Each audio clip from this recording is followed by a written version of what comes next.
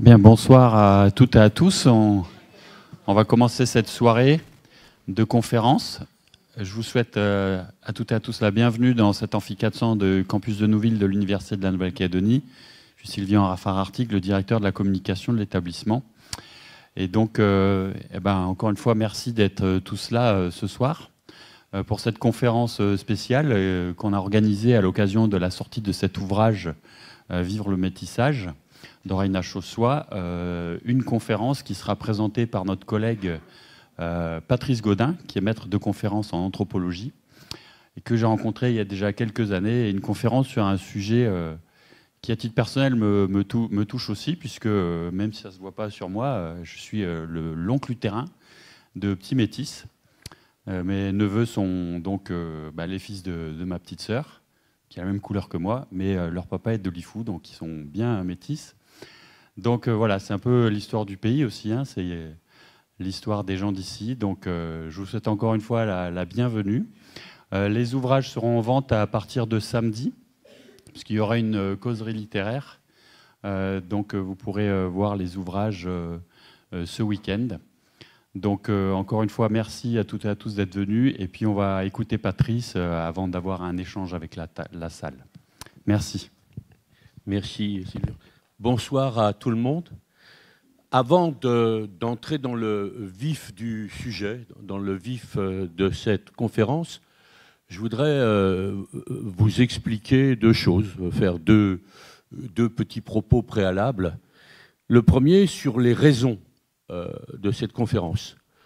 On vous a dit très justement que c'était lié à la sortie d'un livre de Raina Chossois, dont le titre du livre, c'est « Vivre le métissage, construction de soi et fracture identitaire », qui est une coédition à la fois donc, des presses universitaires de Nouvelle-Calédonie avec les éditions InPress, qui sont des éditions en France, hexagonales.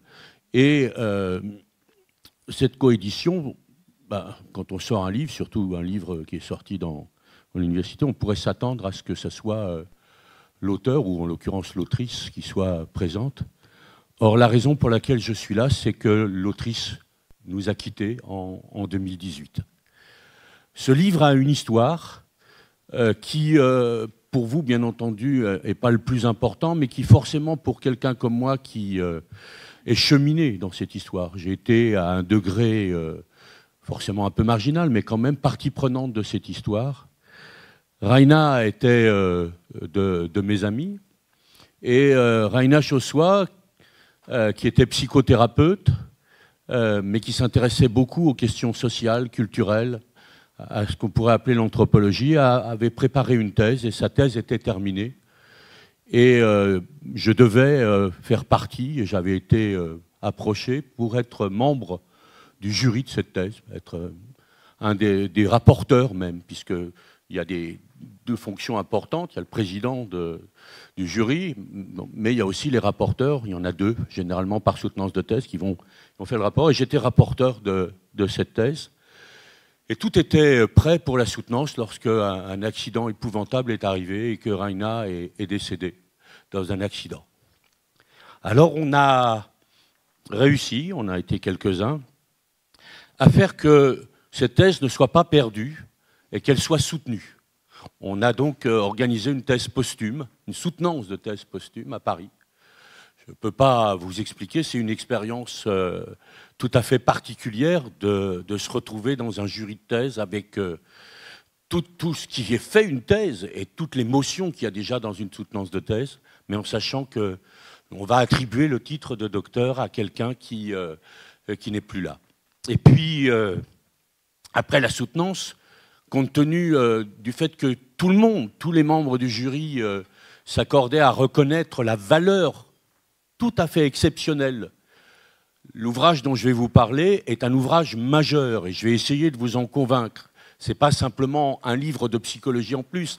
Je ne vous parle pas simplement parce que Raina était une amie et que ce livre, j'ai envie de témoigner de son travail à elle. Oui, il y a ça, bien entendu, ça ne serait pas juste de le dire, mais aussi parce que je pense que ce livre est un livre qui marque un tournant dans les études psychologiques sur le métissage, mais dans ses études psychologiques, aussi un tournant pour une appréhension anthropologique, sociologique, si vous voulez, différent du métissage. Et donc, il me paraissait important de pouvoir témoigner ce soir de l'importance de ce livre. Et je remercie à la fois Bernard Rigaud, qui a aidé à la mise en place de ce livre, et qui était le compagnon de vie de Raina. Et puis je remercie l'université de m'avoir donné la possibilité de témoigner de l'importance de cet ouvrage. Et je remercie surtout l'université d'avoir coédité ce livre, qui, à mon avis, fait partie aujourd'hui des livres qui vont rester des classiques, certainement dans les années, dans les décennies qui viendront. Le deuxième préalable, c'est le titre que j'ai donné à cette conférence, qui n'est pas un titre que j'ai choisi, c'était le titre de la thèse de Raina. Raina ne prétendait pas faire un travail sur le métissage en général, mais sur le fait que dans ce que nous appelons métissage, et il va falloir nous interroger sur cette notion de métissage, eh bien, il y a des fractures. Et que ces fractures sont des fractures de vie. On parle de fractures identitaires dans le titre du livre. C'est des fractures de vie, c'est-à-dire des vies qui se fracturent. Et que Raina a, je dirais, approché dans ce qu'il y a non pas de plus intellectuel, mais de plus intime, puisqu'elle était psychothérapeute. Et que, en fait, ce qu'elle raconte dans ce livre, c'est son expérience de psychothérapeute. C'est comment un certain nombre de gens, dans des parcours dont vous allez voir, on peut penser au départ que ce sont des parcours de réussite. À un moment donné, ces parcours de réussite vont se fracasser face à toute une série de choses qu'on ne devine pas, qu'on ne voit pas, des fractures invisibles, des fêlures invisibles, et qui, à un moment donné, vont exploser et faire que ces personnes vont rentrer dans des périodes de grande souffrance. Si donc tous les métis ne sont pas confrontés à cette fracture, c'est important de le noter, ce qui fait l'intérêt du livre de Raina, ce n'est pas simplement le fait qu'elle nous raconte cette fracture chez les personnes chez lesquelles ça arrive, c'est qu'elle nous montre qu'en vérité, cette fracture est contenue dès le départ de leur vie dans les termes mêmes de métis et de métissage. C'est-à-dire que les termes de métis et de métissage, c'est une des choses que Raina nous montre et que je vais essayer de vous faire toucher du doigt à partir de ce livre, nous montre que parler de métis et de métissage, d'une certaine manière, c'est dès le départ penser en termes de fracture. Et il va falloir essayer de réfléchir à ça, d'où l'idée d'intituler, comme la thèse elle-même, cette conférence de fracture métisse. Alors, commençons d'abord par interroger cette notion de métis, cette notion de métissage. Pour le faire, je suis allé chercher dans les dictionnaires, de façon tout à fait bête, et j'ai retenu deux grandes notions du métissage. Une première notion, qui est la plus ancienne, qui est le croisement des races. Croisement des races. Croisement entre des individus appartenant à des races différentes. Et dans beaucoup de dictionnaires, c'est curieux, c'est toujours le même exemple qui est donné, il est intéressant. Et il est intéressant parce qu'en vérité, il est en partie à l'origine de l'origine du terme métis. C'est que l'esclavage, la guerre, l'islam, c'est une citation que je fais du dictionnaire Larousse, ont donné lieu à des métissages dont Nightingale note les degrés entre arabes et gens du Bornou. Et c'est Vidal de Lablache, un des principaux fondateurs de la géographie contemporaine, qui raconte ça. C'est-à-dire des gens vont se rencontrer, des arabes, des gens du Bornou, et ça va donner lieu à des Nissi. De façon plus savante, mais toujours dans cette même idée, on dit qu'un métis, c'est un individu qui est né de parents ayant des caractéristiques phénotypiques différentes. Alors les caractéristiques phénotypiques, c'est les caractéristiques, j'allais dire, à la fois anatomiques, des caractéristiques physiologiques, parfois des caractéristiques pathologiques, qui sont telles, par exemple, la couleur de la peau, la forme des yeux, la forme des cheveux, la pilosité. Et comme il y a des fantasmes, vous me permettrez d'être un peu trivial, la grosseur du sexe ou la grosseur des fesses des gens dont on parle. Vous allez voir que ça joue un rôle. aussi trivial et grave que ça puisse paraître. Et puis il y a une deuxième conception du métis, c'est de la personne dont les parents ont des origines culturelles qui sont différentes. Donc des origines culturelles différentes. Alors parfois ces deux notions vont se retrouver liées entre elles, c'est-à-dire on va métisser les deux définitions, si vous me permettez cette expression, notamment dans le concept d'ethnie qui a beaucoup de succès en Nouvelle-Calédonie. On adore le terme ethnique, qui est en vérité, où on présente le métis comme quelqu'un qui est l'union féconde entre hommes et femmes d'origine ethnique différente, l'ethnie étant à la fois d'une certaine manière une race différente, des caractères phénotypiques différents, et en même temps, bien entendu, des caractères culturels, des caractéristiques culturelles différentes. Alors, cette définition, il faut en interroger, je dirais, l'implicite, voire l'inconscient. Le point commun de ces définitions, c'est que le métis, c'est un mélange, c'est une hybridation, c'est un croisement. En effet, du latin mixtitius ou mixtus, qui signifie mélanger, mixtitius, mixtus, c'est mêler. Et donc, il s'agit, on va dire, d'un mélange ou d'une hybridation. Mais bien sûr, il ne s'agit pas de n'importe quel mélange et pas de n'importe quelle hybridation. Chez les humains, par exemple, moi, je suis issu d'une maman franc-comtoise et d'un papa bourguignon. Personne ne dira que je suis un métis franc-comtois bourguignon. Ça n'existe pas. Si demain, je rencontre un Belge et un Français, personne ne dira « Ah, ils ont fait un enfant, c'est un métis belge-français ». Personne ne vous dira « Ah, c'est un métis américain, états-unien, comme on dit au Canada, et un métis français ». Non, on va le faire qu'à partir du moment où tout d'un coup, on va classer un certain nombre de choses dans cette notion de race.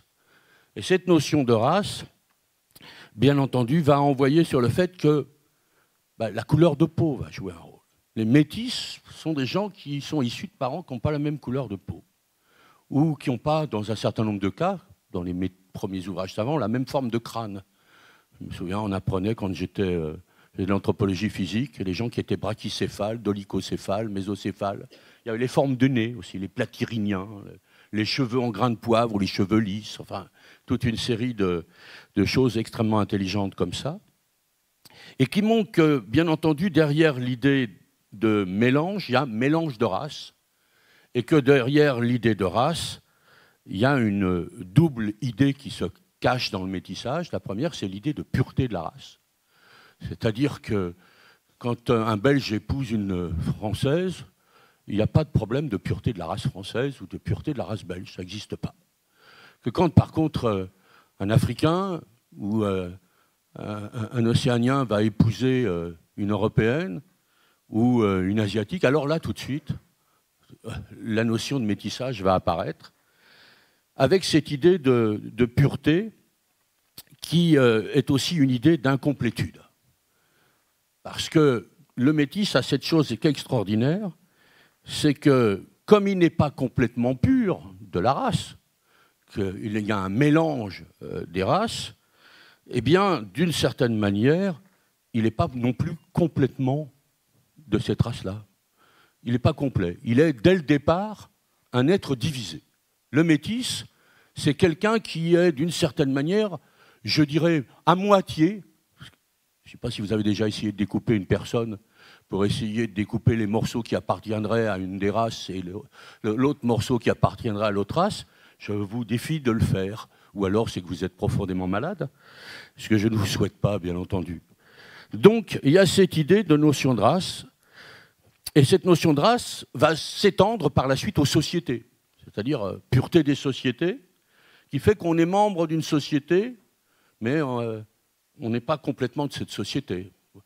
Ou on est de cette culture, mais on n'est pas complètement de cette culture, et comme on n'est pas complètement, on n'est pas authentiquement de cette culture. C'est-à-dire que dès la notion arrive, on a une hétérogénéité. Cette hétérogénéité, elle est en fait marquée dès le départ par l'origine même du terme métis, Parce que dans un premier temps, le terme métis va être utilisé dans un domaine qui n'est pas du tout celui de la culture ou de l'humanité même, c'est les origines des végétaux, les origines des animaux. On va parler de races animales, d'espèces végétales qui sont aussi des races de végétaux.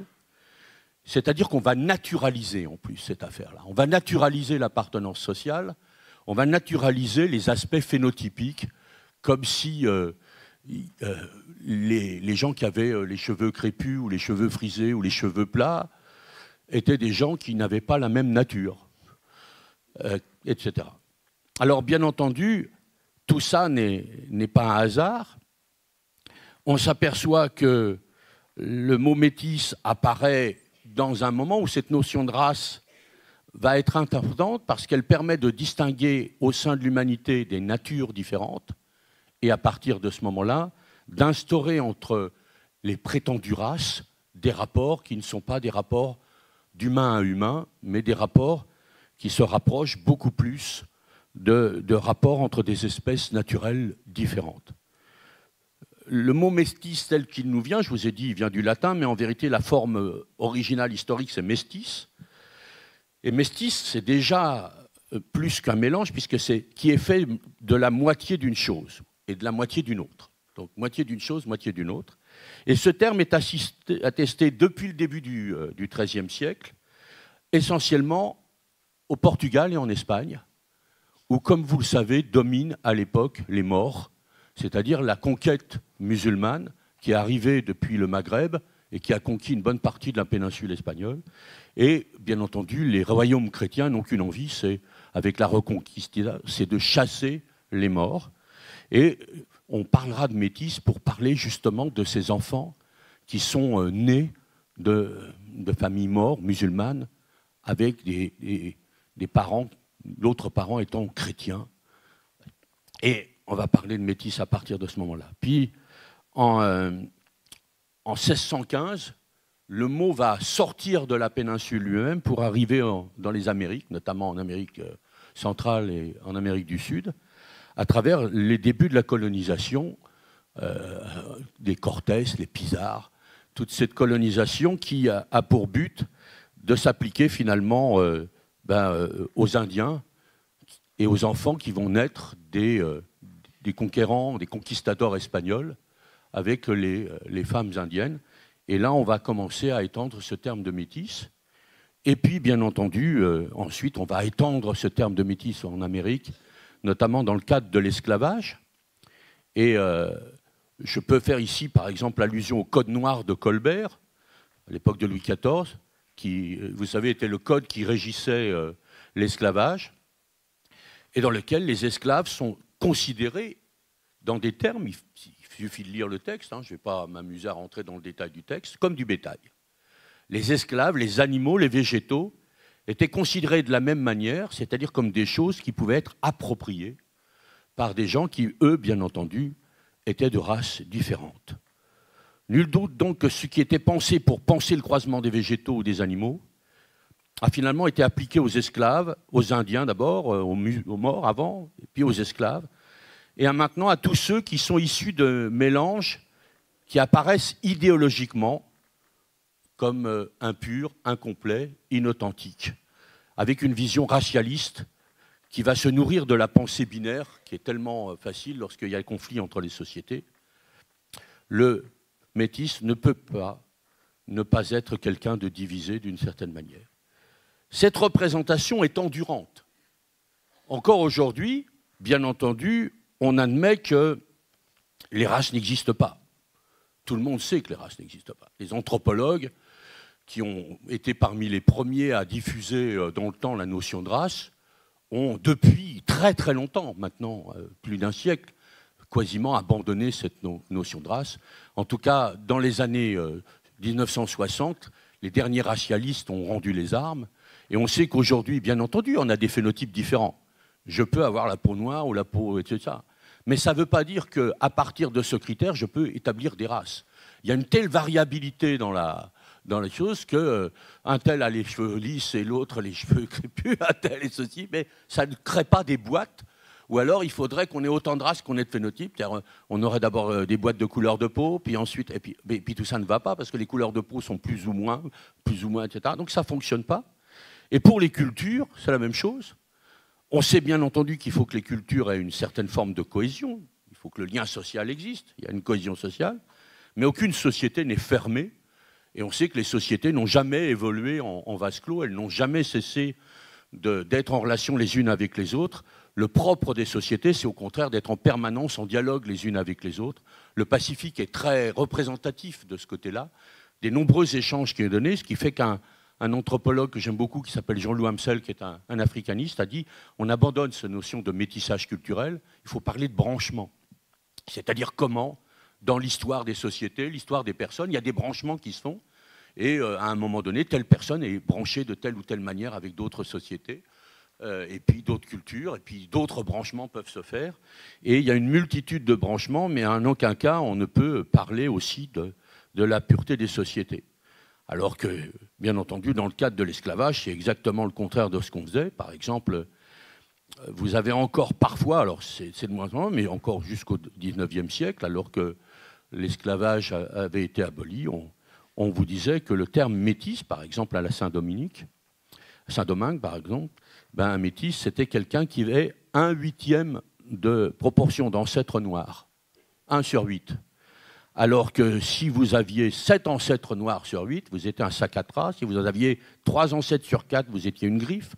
Si vous avez 5 ancêtres sur 8, vous étiez marabout. Si vous avez un ancêtre sur 2, vous étiez mulâtre. Vous voyez, on classait les gens comme ça.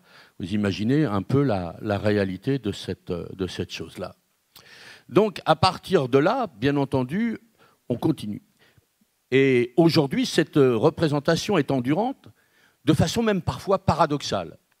C'est-à-dire que, bien sûr, il y a toujours une forme racialiste, ou tout simplement raciste, qui peut s'accompagner de cette pensée métisse. Mais parfois, on est, je dirais, racialiste sans rendre compte. Au XIXe siècle, lorsque le concept de métis envahit la science avant d'en être un peu chassé, où on parle du mélange du sang, eh bien, il y a des débats entre les scientifiques avec les mixophiles et les mixophobes. Les mixophobes, c'est ceux qui disent « Ah non, on ne peut pas épouser des gens de races différentes parce qu'il y a une dégénérescence de la race. » Et les autres qui vous disent « Ah non, non, mixophile, c'est super parce qu'au contraire, on est en train d'embellir la race. » Alors, en apparence, ici, il y a quand même beaucoup de mixophiles. C'est-à-dire que dans ce pays, on vous dit souvent, c'est merveilleux, ah, c'est un enfant métis, qu'est-ce qu'il est beau, hein. Les enfants métis sont toujours plus beaux que les autres, je ne sais pas pourquoi. Le fait d'être noir ferait que vous seriez moins beau que si vous étiez un enfant métis. Et on vous dit que le métissage, c'est quelque chose de bien, il faut le cultiver, le métissage. Parce que si vous cultivez le métissage, et là vous voyez bien que, après avoir été quelqu'un qui était porteur d'une certaine division, le métis, le voilà chargé du salut de la société. C'est-à-dire que c'est lui qui, grâce au métissage, va réussir à faire ce que les races pures n'ont pas réussi à faire. Il va réussir à unir ce qui était désuni, ce qui était conflictuel. Alors, je vais juste fermer sur cette notion de métissage avec une citation de Raina Chossois qui dit « Le métissage n'existe pas en soi. Il n'est que l'expression d'un clivage colonial, puisque c'est effectivement à travers la colonisation que le métissage est devenu une catégorie de pensée. Si la souffrance du sujet est liée à cette fracture, son identité est ailleurs. Enfin, nous pouvons formuler l'espoir que notre recherche devienne un jour inutile. Si le métissage est le produit d'une histoire coloniale, si la question identitaire ne se pose que sur le fond de clivages sociaux, on peut rêver à un monde où ces problématiques n'auraient plus lieu d'être. » Voilà l'espoir du thérapeute et par là même de la citoyenne, je dirais, Raina Chossois. Donc le métissage, on peut le définir à partir de là, c'est une construction sociale et pas une réalité biologique. C'est une catégorisation qu'imposent les sociétés à leurs membres dès lors qu'elles pensent les relations entre les hommes en termes de race ou d'incommunicabilité des cultures et des sociétés. En Nouvelle-Calédonie, on parle plutôt d'ethnie, mais c'est en vérité la même chose, puisque la notion de race s'articule seulement plus étroitement à celle de culture. Alors quand je dis plus étroitement, bien entendu, il faut le voir de façon complexe. Puisqu'en Nouvelle-Calédonie, où l'ethnie joue un rôle si important, il y a d'un côté l'idée que ethnie égale union race-culture, mais il y a aussi l'idée que ça puisse être une dissociation. Je donnerai ici deux exemples vécus il n'y a pas si longtemps. Le premier, celui d'un enfant vivant en milieu kanak et élevé en milieu kanak, mais qui est effectivement métis selon les catégories qui sont données. Et à un moment donné, on lui demande de faire quelque chose, et je dis « je vais le faire ». On lui dit « mais non, lui, il va le faire, lui, il est blanc ». C'est-à-dire que cet enfant qui est issu là, il est blanc.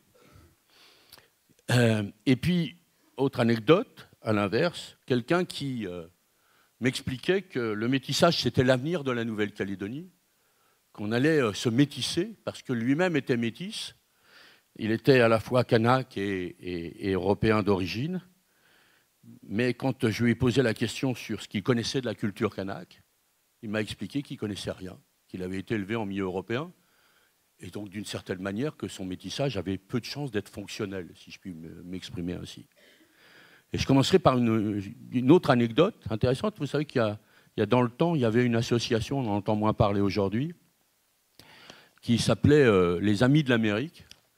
Et régulièrement, les Amis de l'Amérique organisaient des espèces de défilés militaires pro-américains avec des objets, des costumes, des véhicules, des armes de la Seconde Guerre mondiale.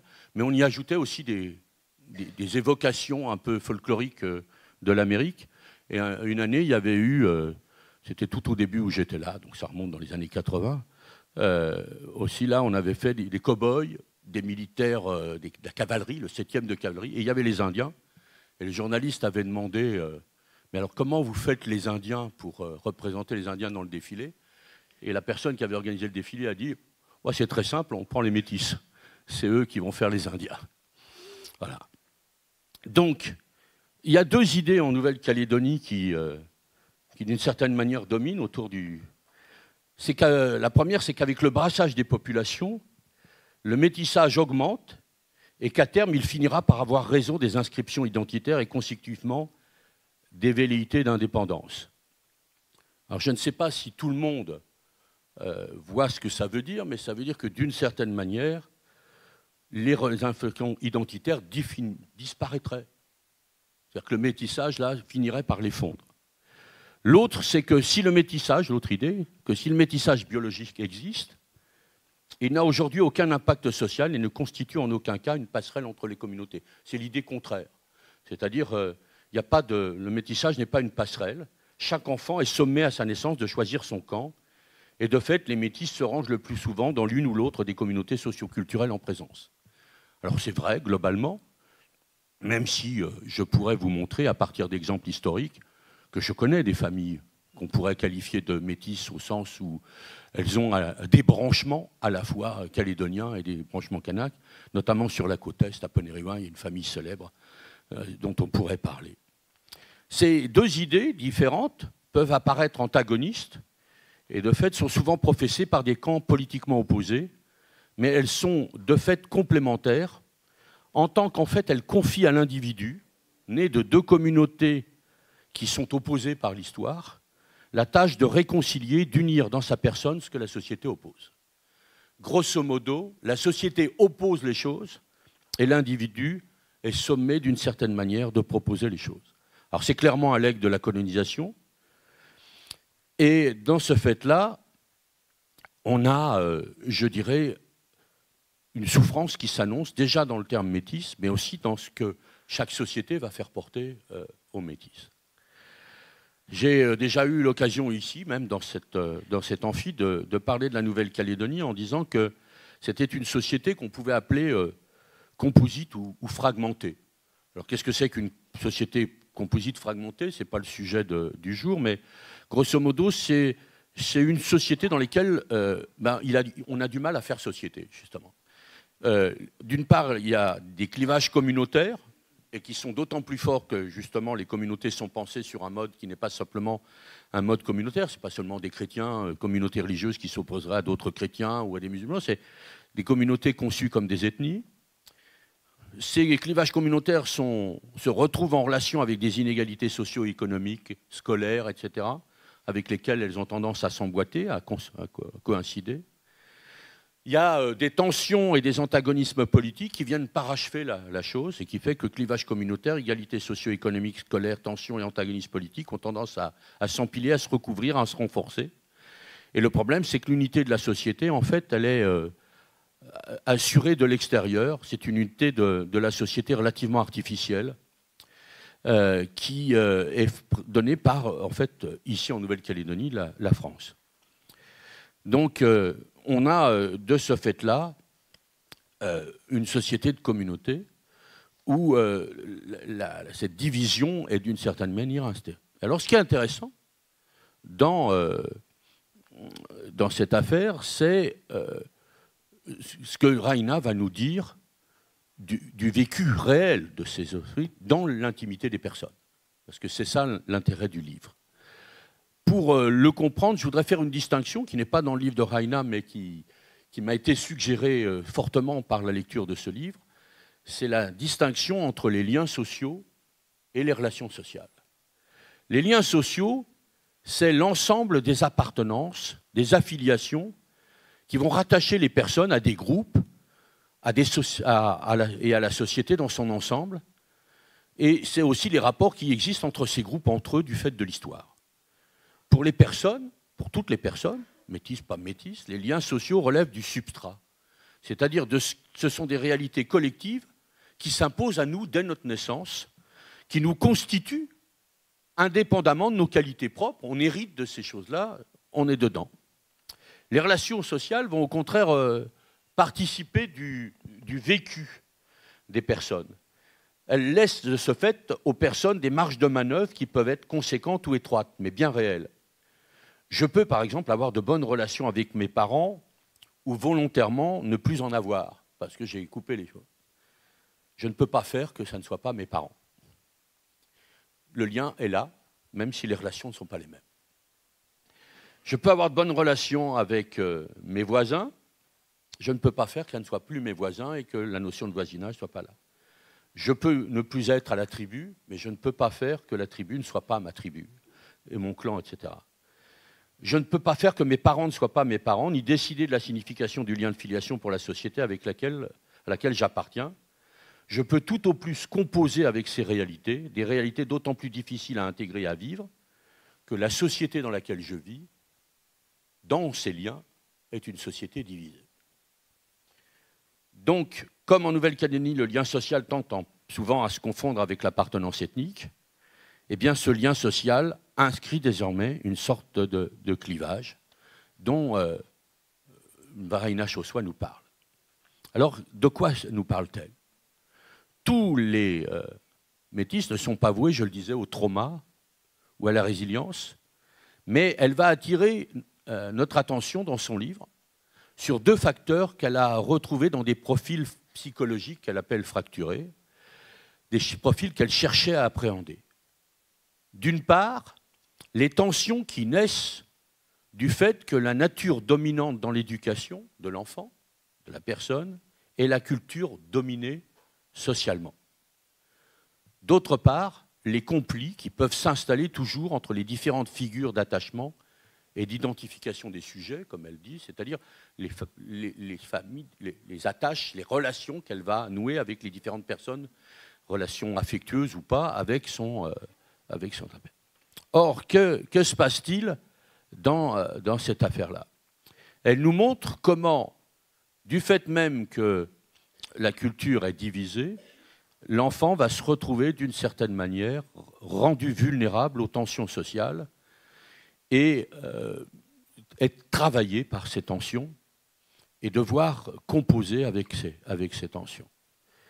Le problème, c'est que comme c'est la société elle-même qui est divisée, ce que nous montre Rayna Chossois, c'est que le psychologue lui-même va avoir du mal à travailler avec ces personnalités fracturées, puisque d'une certaine manière, il est au sein même de la société lui-même il vit ses propres fractures, même s'il ne les vit pas forcément de la même façon que son patient. Ce qu'elle essaye de nous montrer Raina Chossois, donc, c'est que la personne qui est classée comme métisse est sommée de réussir la quadrature du cercle. Unir, additionner, multiplier en elle ce que la société, par ailleurs, divise, oppose, fracture.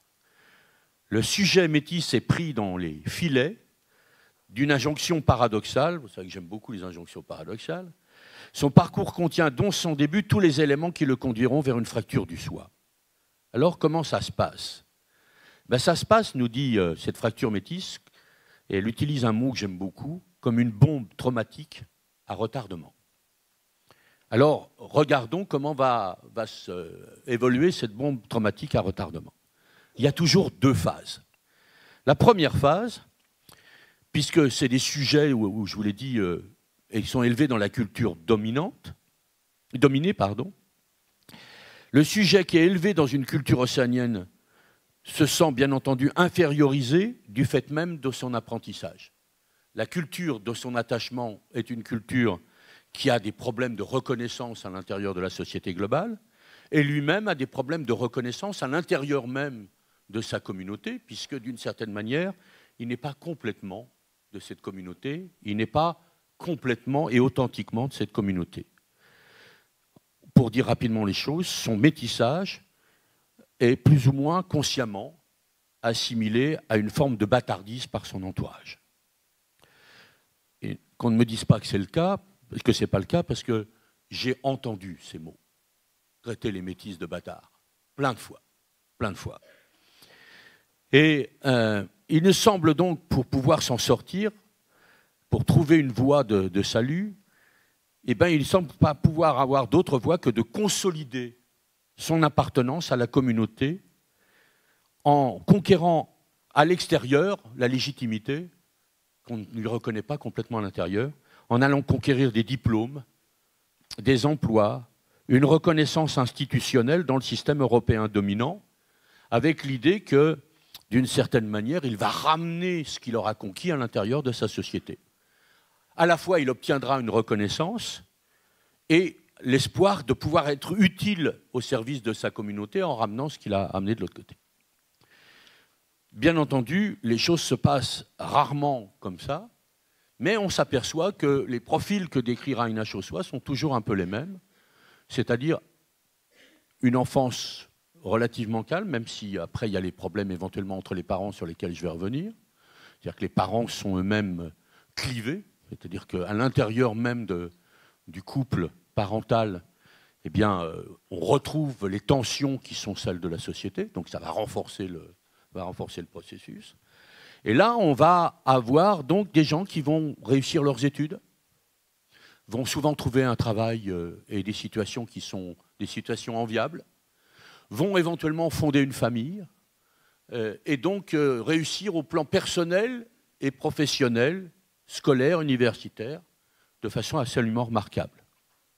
Mais là, à un moment donné, va arriver une seconde phase où va s'enclencher une spirale dépressive avec son lot de souffrance, de désespoir et de violence, c'est-à-dire que la bombe traumatique à retardement va exploser, avec ce qui va s'imposer, c'est-à-dire toute une suite de consultations médicales, psychothérapeutiques, qui, faute donc, comme je l'ai dit, d'une approche contextualisée, interculturelle, échoue parfois à entendre vraiment une souffrance qui déborde l'histoire individuelle de la personne, du patient, et qui fait que le thérapeute échoue aussi à accompagner finalement son patient de manière efficace.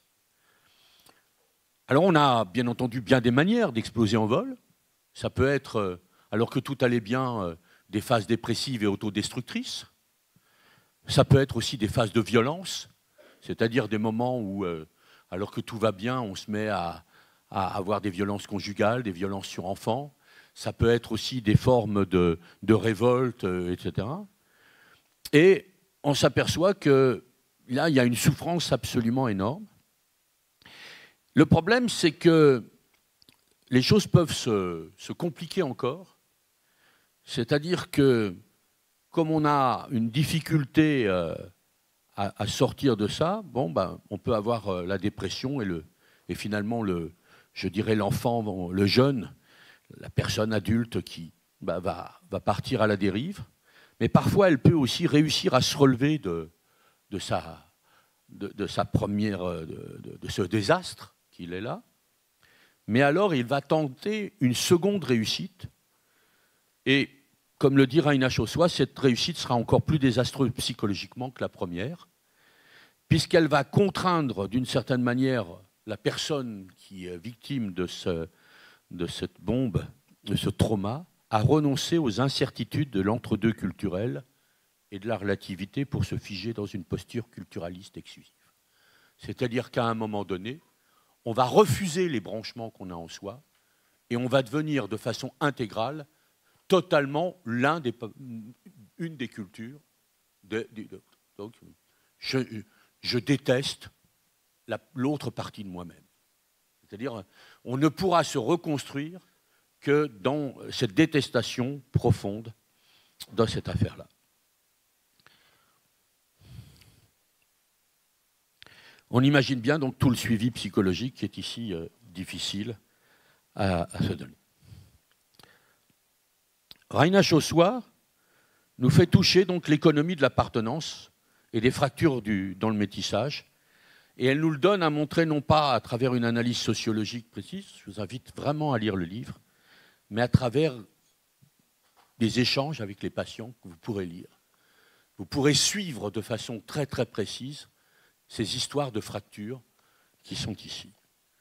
L'apport donc de la thèse de Raina Chossois, tant à la psychologie, bien entendu, du métissage, est très important, c'est majeur, mais c'est aussi un livre qui devrait nous faire réfléchir, pour les anthropologues, les sociologues, à la dimension sociologique de ces phénomènes, et je dirais pour tous les citoyens, à la réalité de ce qu'on met derrière ces mots de métissage. Ce qui va m'amener à une triple conclusion. Daniel Derivois, qui est un professeur de psychologie à l'université de Bourgogne-Franche-Comté à Dijon, lors de la soutenance, a voulu rappeler que le métissage pouvait être aussi un message de tolérance qu'on veut véhiculer à travers le signifiant de métissage a toujours été là, notamment à travers l'idée de métissage culturel, pris comme rencontre des cultures, interfécondation de ces cultures. Et pour lui, ce métissage s'appelle tout simplement humanité de l'homme. L'humanité de l'homme est diverse, elle est fondamentalement frappée de diversité. Si le métissage a été pris en otage par la pensée binaire, l'humanité, elle, est fondamentalement diverse. À quoi je réponds de la manière suivante. Si ce qu'il dit, c'est-à-dire que les branchements, c'est la nature humaine et la diversité, alors on n'a plus besoin du concept de métissage. On parle simplement d'humanité et de diversité des humains. On parle simplement de branchement des humains. La notion de métissage ne peut que nous induire, je dirais, en confusion. Et utiliser le mot métissage, personnellement, ce soir, je suis convaincu, après avoir lu le livre de Raina, encore un peu plus de ce qui a toujours été. J'ai toujours refusé qu'on parle de mes enfants comme des enfants métis. Mes enfants sont des êtres humains, ce ne sont pas des métis.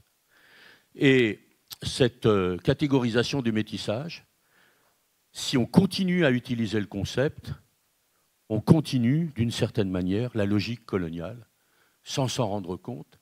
Et non pas qu'on ait des intentions malsaines, hein, ce n'est pas du tout ce que je veux dire, mais d'une certaine manière, on accepte de continuer à penser dans les catégories celles qui nous amènent la confusion. Nous pouvons penser en termes de complexité, de personnes plurielles, de branchements divers, mais je crois qu'il faut abandonner la notion de métissage. C'était déjà l'avis d'Alfred Kroeber, qui au début du XXe siècle, qui est un des grands anthropologues américains, disait qu'il était tout à fait possible, en vérité, de faire se rencontrer les sociétés dès lors que les sociétés voulaient le faire. C'est simplement le fait qu'on ne voulait pas faire. Ma deuxième remarque touchera à ce qu'a dit toujours le même professeur Daniel Derivois. Quand nous étions à Dijon lors d'un colloque qu'il avait organisé, où j'étais intervenu, et dont les actes, malheureusement, n'ont jamais été publiés parce qu'il y a eu le Covid et qui fait qu'on n'a toujours pas publié les actes de ce colloque. Il m'avait demandé de faire une introduction sur la notion de société. Et puis, après, quand on a discuté, j'ai su que je l'avais profondément déçu. Parce que la question qu'il m'avait posée, en fait, mais qu'il ne m'avait pas posée vraiment, mais c'était celle qu'il avait en tête, c'est comment on peut faire société avec tout le monde. Lui, il est ce qu'il appelle, il travaille sur la psychologie ou la psychothérapie de la mondialisation, c'est-à-dire sur le fait qu'il y a des brassages de sociétés, des brassages de communautés, et que tout ça engendre un certain nombre de problèmes psychologiques qu'il faut savoir prendre en compte dans la psychothérapie. Et moi, j'ai prêché à la manière de Lévi-Strauss, pour la reconnaissance de la cohérence des sociétés. C'est-à-dire, on ne peut pas imaginer qu'il y a une société où tout le monde serait tous pareils, et ça l'avait déçu. La réponse que je lui avais donnée, c'est, par le seul fait qu'on commence à en parler, et qu'on admette qu'il y a une diversité des sociétés, à partir de ce moment-là, on commence à construire quelque chose qui est peut-être une société mondiale. Enfin, ma dernière remarque sera aussi pour le professeur Derivoire. Et là, je vais lire un petit passage de son rapport de thèse. Il dit « Une thèse nous amène à réfléchir en même temps sur la mort des chercheurs et sur la vie des idées qui les ont traversées, donnant tout son sens à la transmission inter- et transgénérationnelle de l'expérience humaine. Ce contexte offre ainsi l'occasion de réfléchir sur le sens d'une thèse et de la tenue d'un jury chargé de la discuter. Une thèse est un objet, une médiation pour le débat d'idées, pour la vie des idées. Et un jury de thèse est l'occasion de ce débat d'idées avec des chercheurs vivants, avec des chercheurs décédés, mais dont les travaux continuent d'alimenter les recherches. C'est ainsi une réflexion sur la généalogie, l'itinéraire, la trajectoire des chercheurs, des savoirs et des idées qui s'est naturellement imposée. Généalogie du savoir qui nous précède et nous succède, car nous prenons toujours le train en marche. Le train de la vie des idées sur le métissage s'étale sur plusieurs générations. Généalogie, des chercheurs qui ont une vie ou eu une vie, qui rencontrent ou ont rencontré les idées et d'autres chercheurs à des moments de la vie. Nombre des chercheurs ont travaillé sur le courant postcolonial et la construction identitaire des sujets dits métis. Raina Chossois a saisi au vol des idées et les a laissées en mouvement, montrant par là que les idées ne meurent pas et qu'elles continuent leur vie à travers nous. Concernant le document écrit par Raina Chossois, il faut noter que l'écriture du texte montre ce qu'est le mouvement des idées. Le texte de Raina est un texte empreint de poésie qui se lit aisément. Et là, je fais une petite incise. Effectivement, le texte de Raina, si vous lisez, est empreint de poésie. Et ce n'est pas un hasard, parce que, d'une certaine manière, Raina Chossois était une poète. Et vous avez derrière moi, depuis le début de cette conférence, des photos qui représentent ses peintures, ses dessins, parce que c'était aussi une artiste de très très grand talent. Il y a un livre qui va sortir, je pense, incessamment sous peu, dans lequel vous pourrez voir ces peintures qui vont être déposées au musée de Tahiti et des îles, puisqu'elle était d'origine polynésienne, de Raiatea très exactement. Et on voit ici que la même poésie habite ces dessins, ces peintures, où vous voyez toujours un sujet, une personne, et cette personne est souvent avec des éléments essentiellement dessinés. Il peut y avoir des vêtements qui sont un peu colorés. Et puis il y a toujours quelque chose autour qui semble s'échapper de la personne elle-même, comme si elle nous donnait à voir l'intériorité des personnes. C'est-à-dire, il y a une sorte de psychologie poétique à l'intérieur de ce travail-là. Donc cette poésie, vous allez la retrouver dans le livre qui est là. Au fond, ce que dit Daniel Derivoire et ce que disent aussi les peintures, c'est que chez Raina, peinture et psychologie sont une narration du monde. Des peintures ou un texte qui participent des récits du monde à travers les témoignages des personnes rencontrées par exemple dans le livre, notamment autour d'André, qui se demande, comme le professeur Derivoire, comment faire se rencontrer les héritages de plusieurs mondes en lui. Et puis, des peintures qui nous invitent aussi à voir l'ensemble des branchements du monde. Nous sommes à la fois en Polynésie et en même temps, il y a plein de références à des univers culturels différents qui se croisent dans les peintures de Rayna. Le type de questionnement qui est là, je pense que nous avons tous aujourd'hui, comme nous y invite le professeur Derivoire, à aller le prendre au vol. Cet ouvrage peut être dérangeant à bien des égards, parce qu'il nous livre une vision du métissage que j'ai essayé de traduire, qui n'est pas celle à laquelle nous sommes habitués. Mais nous aurions tout intérêt à nous montrer attentifs à cette narration du monde de Rayna Sosua, parce que je crois qu'elle nous parle au plus intime nous-mêmes ici. Je vous remercie de votre attention.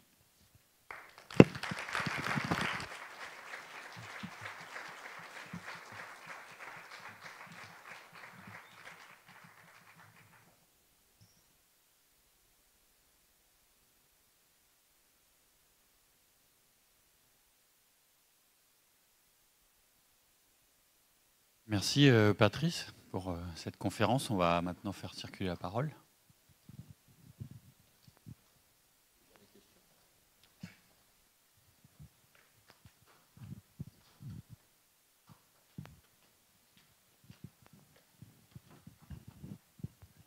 Bonjour, merci pour votre conférence. Vous parlez d'une bombe traumatique à retardement. Est-ce que vous pouvez dire, est-ce qu'elle est systématique, c'est-à-dire tous les métis la vivent, et quels sont les facteurs de déclenchement? Et est-ce que cette bombe à retardement qui peut exister aussi dans un métissage social, puisque vous avez parlé d'un métissage qui peut être aussi social, on le constate dans les mêmes proportions ou pas du tout? Est-ce que là, il est plus fort forcément avec des conséquences plus importantes? Merci. La dernière, le métissage n'est pas aussi social. Le métissage n'est que social. Le métissage biologique, c'est une métaphore assez épouvantable d'un problème social. Le métissage biologique, ça n'existe pas. Ou alors, il n'y a que ça. Ça s'appelle l'humanité. On est tous métis. On est tous métis, à un degré ou à un autre. Par exemple, je m'appelle Godin, j'ai probablement des racines allemandes au XIe siècle. Donc, c'est forcément un métissage social. Et donc, le problème se pose, bien entendu, pas, je dirais, de la même manière à tous les métis. C'est bien entendu des parcours de vie qui sont des parcours traumatiques, comme je l'ai dit, ce n'est pas tous les métis, ce n'est pas tous les parcours de résilience, etc. Mais pour que l'on comprenne ce qui est en train de se passer, on a bien entendu besoin de l'histoire, j'allais dire, personnelle de chaque personne. Son histoire à lui, son histoire individuelle. Mais pour comprendre pourquoi, à un moment donné, cette histoire personnelle peut, à un moment donné, devenir une bombe à retardement, il faut qu'on comprenne que, dès le départ, les sociétés inscrivent chez les gens la fracture. Alors, bien sûr, tous les gens ne vont pas exploser. Tous ceux qu'on classe comme métis ne vont pas exploser. Il y a les métis heureux, heureusement, il y a plein. Sauf que, généralement, ils sont heureux parce qu'ils n'en ont rien à foutre d'être métis, je dirais, quelque part. Ce qui est important, c'est ce qu'ils vivent dans leur... Dès que, à un moment donné, parce que la culture est dominante, parce que, dans le groupe lui-même, il est renvoyé à son incomplétude, à son identité, il y a un problème. Quand les parents eux-mêmes sont porteurs en plus de cette division qui est là. C'est les deux gros facteurs principaux que pointe Rayna. Il y en a d'autres, mais je vous invite à lire le livre. Je ne pouvais pas rendre compte dans cette conférence de la totalité de la complexité des choses, mais il y a bien cette idée que dès le départ, rien que par le terme métis, rien que par la conception qu'on se fait de ce qui est en train de se passer lorsqu'un homme et une femme, soi-disant de race ou de culture, qui sont en vérité opposés par l'histoire, eh bien, vont se rencontrer, on inscrit cette bombe. La bombe peut ne pas éclater, elle peut aussi éclater. Voilà. Maintenant, ce qu'il faut, c'est lire le livre de Rayna qui vous raconte un certain nombre de parcours et qui vous dit donc un petit peu les choses. Moi, je ne suis pas psychothérapeute, donc je me suis Je ne suis pas allé trop loin dans la psychothérapie. Ce qui m'intéressait dans cette affaire-là, c'est deux choses, vous l'avez compris, c'est le lien qu'il y a entre, je dirais, l'intimité de la personne, le vécu de l'intimité de la personne et la réalité sociale, et d'autre part, le fait que le psychothérapeute est d'une certaine manière en difficulté, parce que lui-même vivant dans une société où cette fracture est instaurée, il a du mal à la gérer. Il y a un des fondateurs de ce qu'on appelle aujourd'hui l'ethnopsychiatrie, qui était Georges Devreux, qui avait émis il y a quelques années une théorie de la schizophrénie qui était un peu de cet ordre-là. Il disait, l'un des problèmes pour soigner la schizophrénie, c'est que la schizophrénie, c'est une maladie qui est induite par la structure de la société. Et donc, c'est difficile pour un psychiatre qui appartient à cette société et qui, d'une certaine manière, a dans sa structure inscrit les germes de la schizophrénie, de soigner quelqu'un qui est schizophrène parce qu'il n'a pas le point de vue extérieur. On peut dire que la difficulté, quand on est dans les sociétés où il y a ces fractures, c'est comment prendre en charge ça quand soi-même, on est dans une société qui instaure cette fracture, où cette fracture, d'une certaine manière, est un élément implicite de l'institution de la société.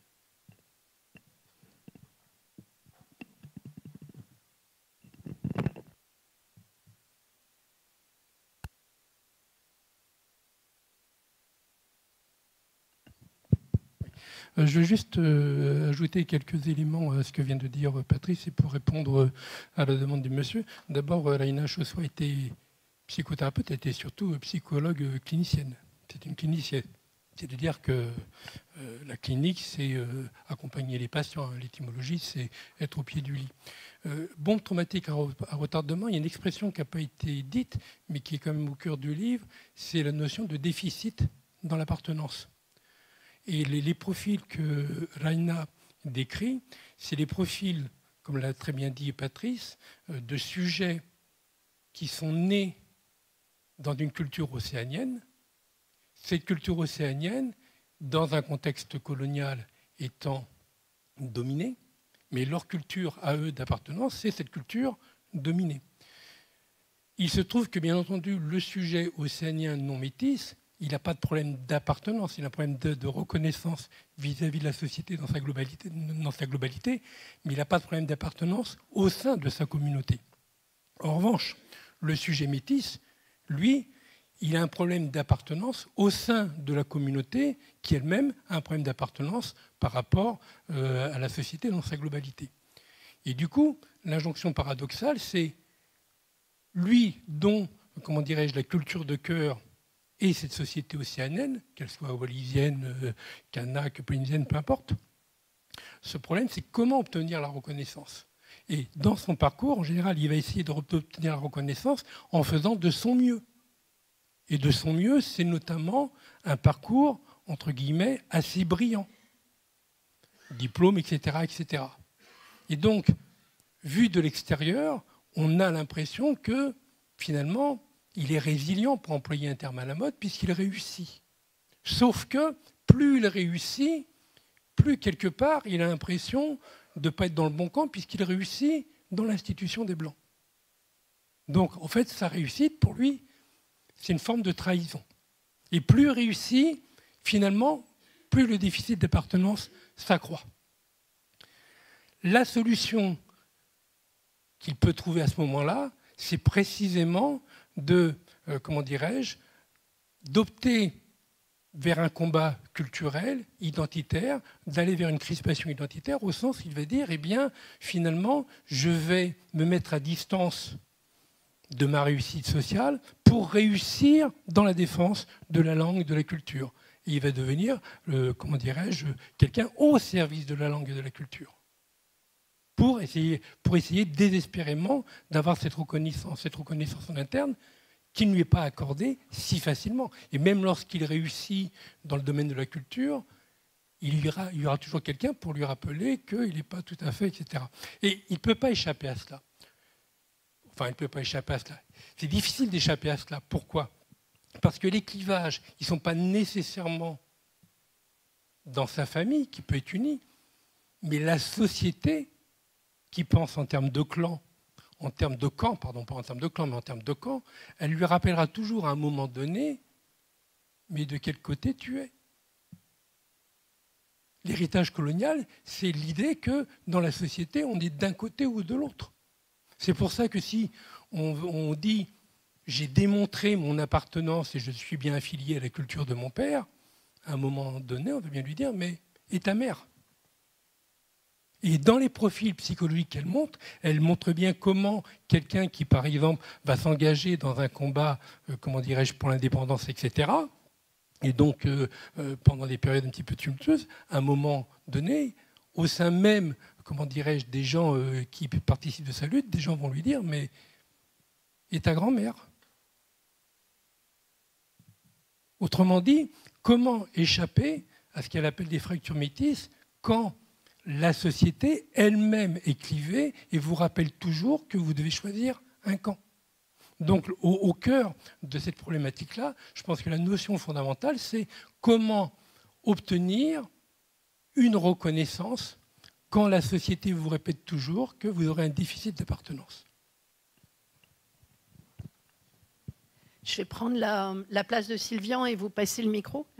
Il y a juste une chose que je rajouterais par rapport à qui, moi, m'avait beaucoup frappé en lisant le livre de Raina aussi, c'est que c'est une problématique qui traverse en fait l'ensemble de la société calédonienne aussi. Et on pourrait rebondir aussi qu'il existe aussi, pas aussi loin, mais des choses comme ça qui se passent aussi dans la société calédonienne, blanche calédonienne, et aussi par rapport à des ruptures avec, non pas un métissage, on n'emploie pas ce mot-là, mais des liens aussi, oreilles entre guillemets.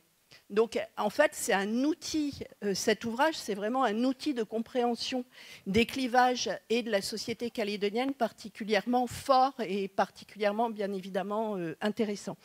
Je passe le micro, donc je prends la place de Sylvian. Qui veut poser une question ?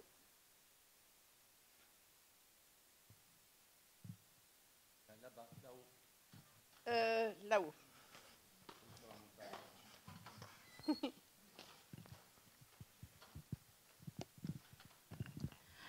Bonsoir. Excusez-moi, ce n'est pas pour poser une question, mais c'est vraiment pour apporter un peu la pierre à l'édifice, comme pour rejoindre ce qu'a dit monsieur ici en bas. Alors bonsoir, je m'appelle Sylvie, je suis étudiante en droit et je suis métisse. Moi, mon père est mélanisien, métissé allemand, rayonné, et ma mère est wallisienne. Alors pour rejoindre un peu ce que vous avez dit, nous les métisses, on a un problème. Et le problème, c'est de savoir quel camp on va choisir. Moi, j'ai un message à faire porter ici ce soir. J'ai un message à vous dire, les métisses. Qu'importe ce que les gens vont penser de vous, qu'importe le camp que vous choisirez, mais faites-le par amour. Je vous dis ça parce que moi, j'aime mes parents et j'aime ma culture. Quand les gens ils me disent, excusez-moi du terme, enculé de Wallis, enculé de Kanak, moi, je ne les écoute pas. Parce qu'eux-mêmes ne savent pas d'où ils viennent, qui ils sont. Moi, je sais d'où je viens et qui je suis. Voilà, c'est ce que j'avais à dire. Merci.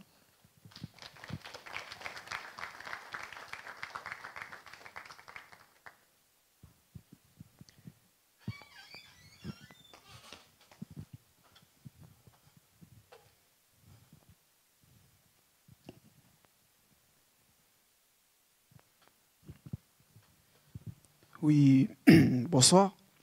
Je voulais vous remercier, Monsieur Gaudin, pour cette conférence. Et puis, je rends hommage aussi à Madame Chaussois. Je voulais juste poser une question.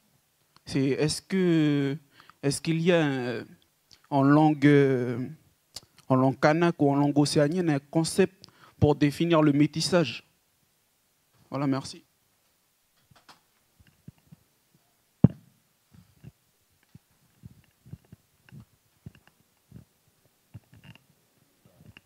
Moi, je n'en ai pas rencontré et je ne crois pas qu'il y en ait pour des raisons en fait, que c'est vraiment une construction qui appartient à une société particulière. Très souvent, on va inscrire les gens en fonction des relations qui sont les leurs. De quel clan on sort, par exemple, ça c'est une question. De quel clan on a poussé, c'est la traduction de la plante qui pousse. Et généralement, on vous donnera vos liens maternels. On vous demandera à quel clan vous appartenez, c'est le clan du père ou le clan qui vous a donné le nom par rapport à l'appartenance au moment où il y a eu les fêtes où on vous a donné votre nom. Donc on va définir ce genre de choses. Maintenant, ce qui est vrai, c'est que malgré ça, il y aura ces injonctions dont a parlé Bernard Rigaud, sous le mot de déficit d'appartenance, qui est effectivement... C'est-à-dire que vous êtes là, vous êtes dans cette communauté dominée, mais cette communauté en même temps vous renvoie sans cesse au fait que bien que vous apparteniez à cette communauté, vous n'êtes pas complet, etc. C'est-à-dire on arrive à des choses tout à fait étonnantes. Par exemple, je me souviens d'un ami qui est chef de clan. Il a été adopté, mais sa mère biologique l'a eu avec un Européen, puis ensuite il a été adopté dans une famille. Il se trouve que du fait des problèmes de succession sur lesquels je ne vais pas rentrer, mais il est devenu chef de clan, et les gens du chef de clan disaient « Ouais, bon, on a mis un blanc comme chef de clan ».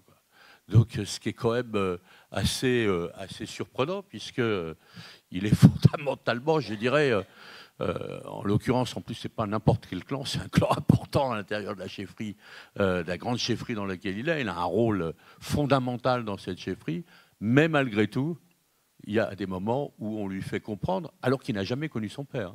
C'est-à-dire que lui, il l'a même jamais vu. Enfant, sa mère a accouché, il a été pris par sa mère adoptive, il a été adopté et il a vécu complètement monde canac, mais régulièrement, on lui ressort quand même qu'il est un blanc. Il y a toujours des choses comme ça. Alors chez lui, ça n'a pas conduit à des fractures, mais on voit bien quand même que ça le questionne. Et on voit bien que les métis eux-mêmes sont souvent questionnés. C'est-à-dire que même si les parents n'ont pas cette chose-là, c'est-à-dire que ça se passe bien, il y a quand même toujours des gens, quand ils sont dans la communauté entre jeunes, par exemple, qui vont dire « Oh, mais toi, t'es pas vraiment kanak, toi, ou t'es pas vraiment wallisien, ou t'es pas vraiment ceci, ou t'es pas vraiment blanc. » Il y a quelque chose qui ne fonctionne pas. Donc on est quand même toujours renvoyé, avec cette notion de métissage, à quelque chose de l'ordre de l'inauthentique, de l'incomplétude, et qui, même s'il n'y a plus cette idée d'impureté, parce que dans le métissage, j'avais dit que je vous parlerai de choses, mais il y a, comme dit Serge Grozensky, l'obscurité du désir. Parce que vous voyez, dans la situation d'esclavage, le maître qui est quand même attiré par les femmes esclaves qui sont là et qui va. Donc il y a quelque chose en plus de l'impureté du désir, il y a le péché qui était là. Alors même s'il n'y a plus ces idées-là qui sont présentes, il y a quand même quelque chose dont cette société a encore aujourd'hui. Alors moi je parle pour ici, bien entendu, mais c'est pas propre à ici, mais puisque Reina Chossois nous montre cette fracture, ces fractures dans le reste dans toutes les 3 sociétés du Pacifique, mais on voit quand même bien à quel point ça continue à habiter. On a du mal à se... J'imagine bien que demain, on continuera à parler de métissage malgré le livre de Reina. Ça va prendre du temps. Mais je pense que ces notions de métis et de métissage sont des notions qu'il va falloir à un moment donné abandonner. C'est-à-dire que voilà, on est tous, en vérité, issus de parents qui n'avaient pas les mêmes gènes. Voilà.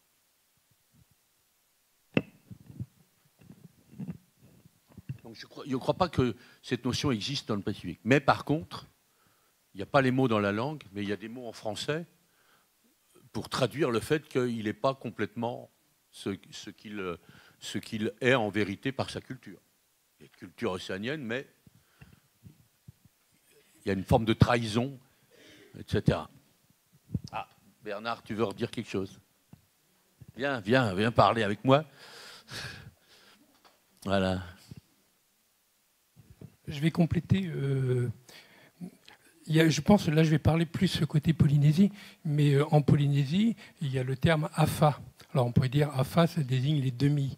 Sauf que afa, c'est la tahitianisation de l'anglais alf. Et donc, en tahitien non plus, il n'y a pas de terme tahitien originel pour désigner les métis. Mais pour une raison qui est fort simple, que je veux absolument rappeler, c'est que la question océanienne, ça a toujours été la question du lien. Quand il y a un étranger, la question c'est comment je vais faire lien Alors que les problématiques coloniales, c'est mettre les individus dans des catégories. Donc, ce n'est pas étonnant que la question métisse ne se pose pas en contexte océanien, parce que tout simplement, l'idée, c'est ou bien je peux faire lien, et dans ce cas-là, la question ne se pose pas, puisqu'on a fait un lien, et ce qui prévaut, c'est le lien, ou bien on ne fait pas lien, on fait la guerre, etc. Mais c'est une autre problématique. Donc, vous chercherez en vain, à mon avis, dans les langues locales, l'équivalent d'un terme métis, parce qu'encore une fois, la notion de métissage, elle est strictement, c'est l'héritage colonial. Enfin, je rappelle pour finir aussi que si métis veut dire quelque chose, l'origine d'Homo sapiens, c'est une origine plurigénétique. Donc, ou alors nous sommes tous métis, auquel cas ça ne veut strictement rien dire, quoi. Donc le mot métis est un mot colonial. Donc il ne faut pas attendre des cultures d'avant la colonie qui est un concept colonial. Ça n'existe pas.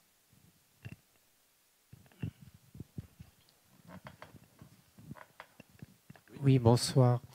Juste pour réconforter tous les métis, il reste encore beaucoup d'espoir, hein, puisque à La Réunion, le mot métis n'existe plus, parce qu'ils ne savent même plus de quelle origine ils sont. Ils ont créé une communauté réunionnaise, point barre. Donc, nous, ici en Calédonie, voilà ce qu'il nous reste à faire.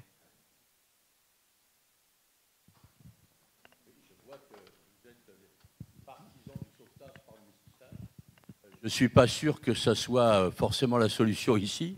Je pense qu'il faut se débarrasser du métissage, non pas parce que tout le monde serait métis, puisque ça ne veut rien dire, mais parce qu'on serait capable de prendre la pluralité des choses. Ce n'est pas le mélange qui est important, c'est la reconnaissance mutuelle. Et je crois que c'est ça fondamentalement le problème de ce pays. Et puis je ne suis pas complètement sûr, pour suivre un peu ce qui se passe à La Réunion, que La Réunion soit débarrassée de problèmes racialistes ou racistes. En tout cas, ce que j'en connais montrerait plutôt le contraire. Et c'est encore vrai dans beaucoup d'endroits, malheureusement, de l'outre-mer dit français. Bonsoir. Moi, je voulais savoir si cette notion d'incomplétude ou d'inauthenticité des métis, on la retrouve systématiquement, autant dans les cultures dominées que dans les cultures dominantes, dans le cas des métissages. Et est-ce qu'on la retrouve de la même manière dans toutes les cultures dominées?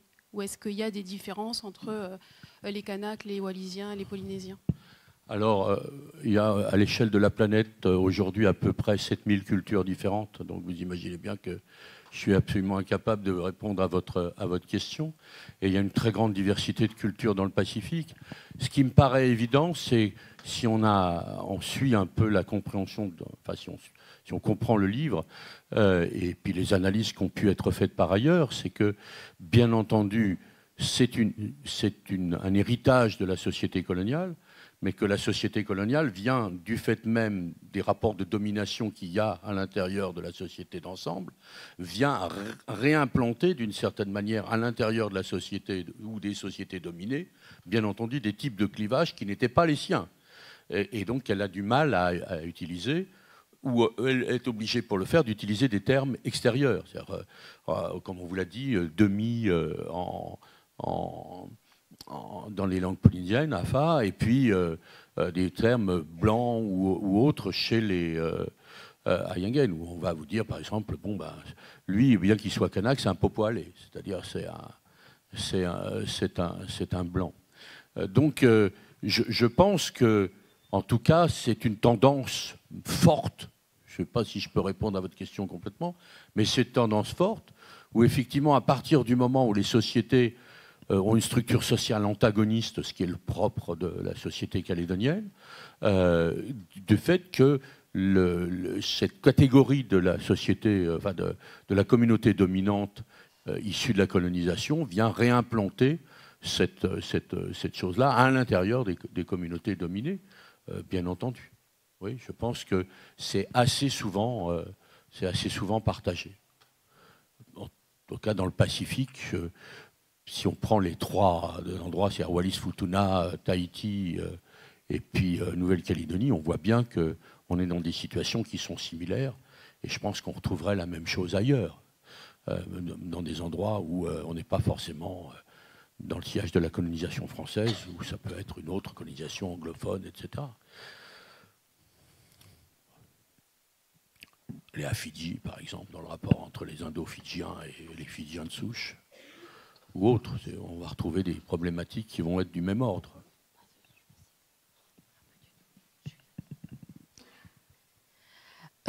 Bonsoir, excusez-moi de prendre beaucoup la parole. Deuxième fois seulement. Merci beaucoup de m'écouter aujourd'hui. Je trouve que c'est un bon moyen pour moi de m'exprimer en tant que métisse. J'aimerais juste dire quelque chose. Concernant le problème des métis, c'est vrai qu'on reproche beaucoup aux métis, d'être beaucoup à côté d'un con plutôt que l'autre.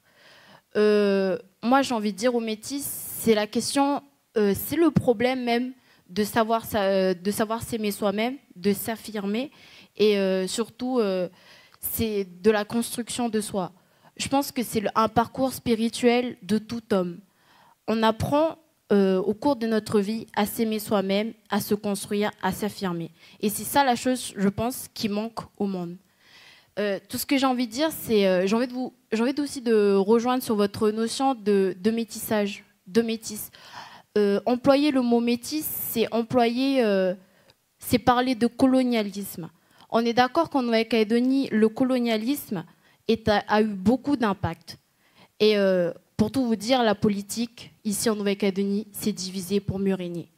Je ne vais pas vous mentir que je ressens la politique comme le camp des Blancs et le camp des Kanaks. Moi, j'ai envie de vous dire à tous les métis, je ne sais plus, que soyez vous-même, affirmez-vous, et c'est l'importance en fait. Moi, je continuerai de parler de métissage, parce qu'aujourd'hui, les gens sont bloqués sur le colonialisme. Ici, en Nouvelle-Calédonie, on est bloqué sur le colonialisme. Pourquoi? Parce qu'il y a eu beaucoup de morts, beaucoup de tristesse, de peine, etc. Donc moi, je continuerai toujours à dire métis. Parce que personne n'a ouvert les yeux.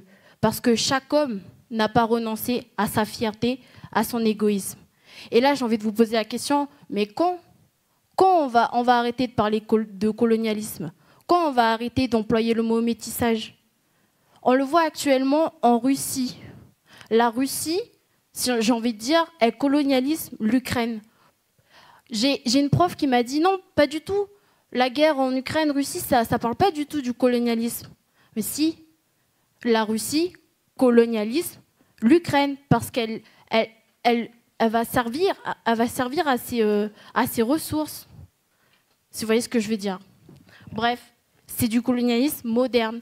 Donc moi, je pense qu'on va arrêter de parler de métissage quand l'homme il va apprendre à renoncer à sa fierté et à son égoïsme. Voilà. Alors, je vais vous répondre. Moi, je pense qu'il ne faut plus utiliser ce terme de métissage, puisque vous voulez l'utiliser pour combattre le colonialisme avec les outils qui sont ceux que le colonialisme vous a donnés. Donc je pense que vous faites une erreur épistémologique assez grave. Mais vous êtes libre de le faire. Maintenant, comment on peut mettre fin à cette opposition coloniale? C'est extrêmement simple. Il faut régler le contentieux colonial. Tant qu'on pensera que dans ce pays, on peut régler le contentieux colonial en faisant comme s'il n'existait pas, eh bien on ne le réglera pas et il sera toujours là en train de nous empêcher. Et ce n'est pas la victoire d'un camp sur un autre qui réglera le problème colonial. C'est mettre fin au rapport colonial. Et tant que ce rapport colonial n'aura pas été éradiqué, on aura toujours des blocages dans cette société. Alors, on a le droit d'avoir ses opinions sur ce qu'il faut, est-ce qu'on est pour ou contre le maintien dans la France qui est là. Je vous rappelle qu'en 1984, le problème émerge parce qu'il y a, au niveau électoral, un jeu de rapport de force qui fait que la revendication indépendantiste est rendue systématiquement minoritaire. Et on pense aujourd'hui que la solution, c'était le problème d'hier. On marche sur la tête. Je pense que tant qu'on n'aura pas voulu s'affronter à se mettre autour d'une table pour régler ce qui est justement cet héritage colonial, que personne, je ne dis pas que les gens ici, qui que ce soit en Nouvelle-Calédonie, sont des colonialistes forcenés, c'est une façon caricaturale de présenter les choses. Mais on est tous en train de porter toujours ce poids-là, on est bien d'accord. Mais il ne suffit pas de dire on va se métisser ou on ne va plus en parler ou il faut de l'amour. Il faut régler le problème. Et régler le problème, c'est de mettre autour d'une table pour le régler définitivement. Pas en disant qu'un camp a gagné sur l'autre. Sinon, ça veut dire qu'on continue à penser en termes coloniaux.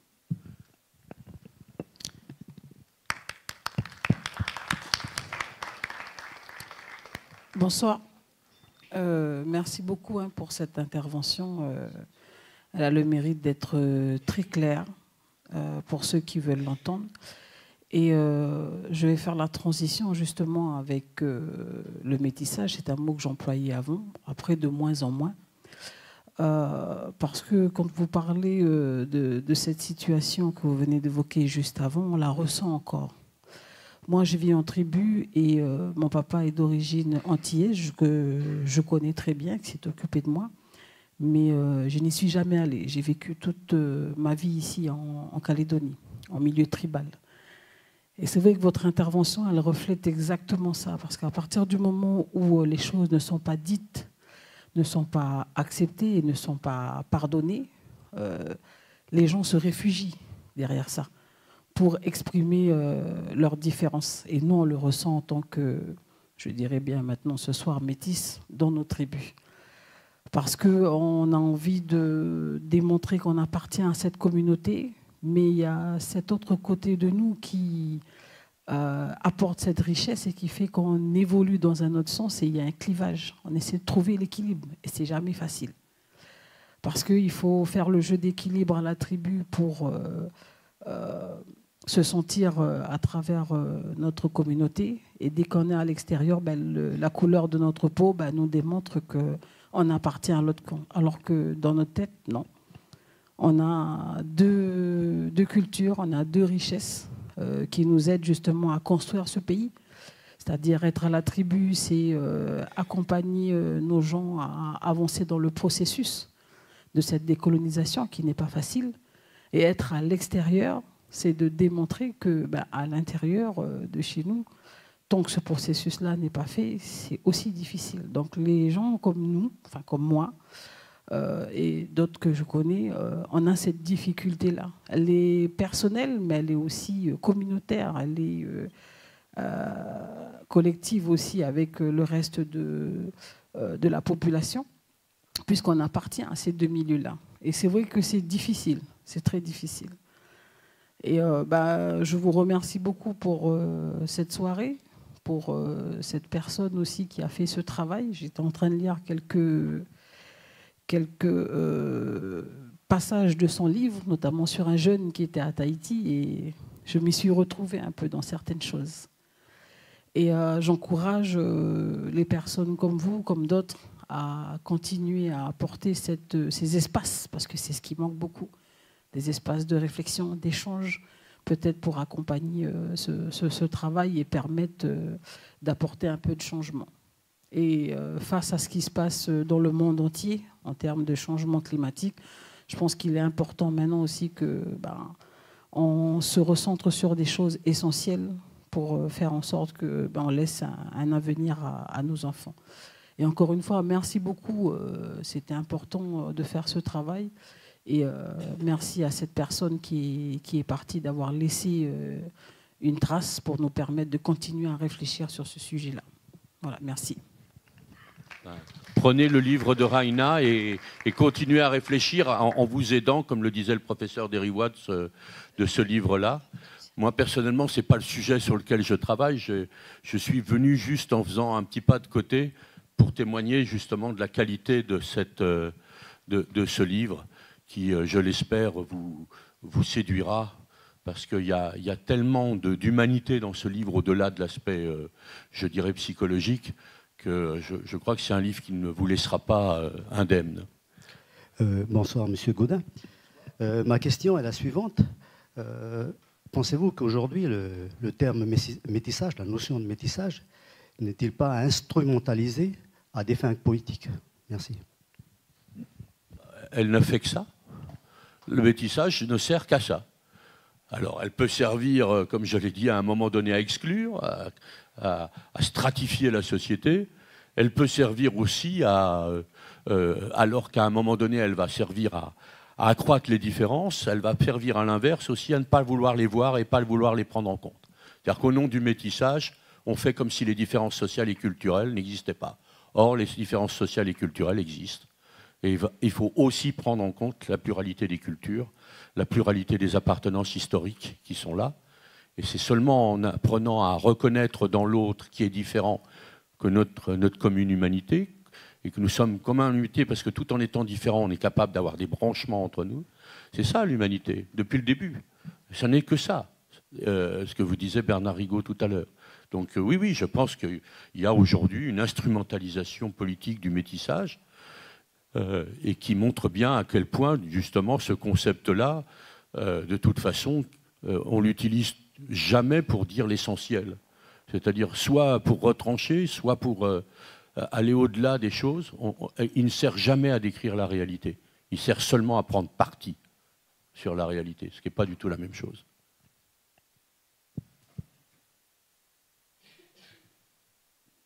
Une dernière question ?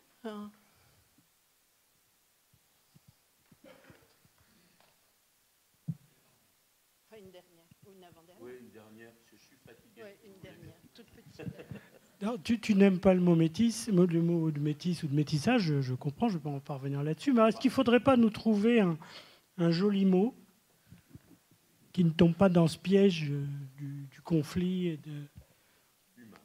Oui, mais humain, c'est un mot valise qui veut dire beaucoup de choses. Est-ce qu'on peut... Voilà, je te suggère de trouver un... Ça veut dire l'essentiel. Ouais. Est-ce que nous sommes tous profondément, si vous me permettez ça, impurs, inauthentiques et incomplets. Ouais, mais ça mériterait peut-être un mot plus précis et joli. Alors, nous sommes tous des tissés. Nous sommes tous des êtres tissés.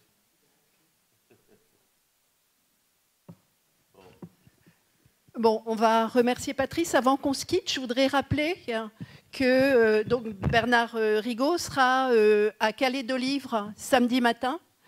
Et on va pouvoir vous vendre le livre. En fait, on avait invité le distributeur à venir ce soir et ça n'a pas été possible. Donc le livre sera en vente à partir de samedi à Calais de Livres. Et donc il y aura une causerie avec Bernard Rigaud.